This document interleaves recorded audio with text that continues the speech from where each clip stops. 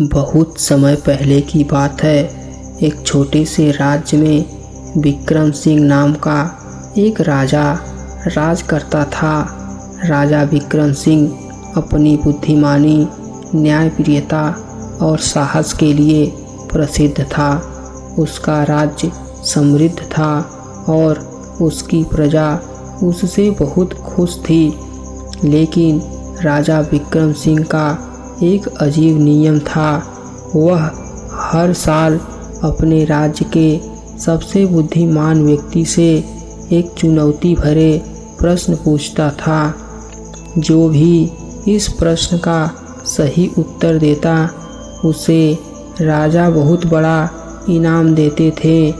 लेकिन अगर कोई जवाब न दे पाए तो उसे राज्य से बाहर कर दिया जाता था। एक दिन राजा विक्रम सिंह ने घोषणा की कि इस बार का प्रश्न सबसे कठिन होगा। हर तरफ इस बात का हल्ला मच गया और राजा के सभी बुद्धिजीवी परेशान हो गए। कोई नहीं जानता था कि राजा क्या पूछेंगे।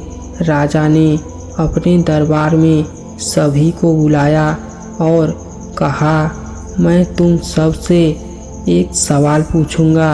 अगर तुम इसका सही जवाब दे पाए तो आधा राज्य तुम्हारा हो जाएगा। अगर नहीं दे पाए तो तुम्हें राज्य छोड़ना होगा। राजा ने अपना प्रश्न पूछा, दुनिया की सबसे बड़ी ताकत क्या है? सबसे पहले एक योद्धा ने कहा, हे राजन, दुनिया की सबसे बड़ी ताकत तलवार है। तलवार से सब पर विजय पाई जा सकती है। राजा ने सिर हिलाते हुए कहा, नहीं, यह सही उत्तर नहीं है।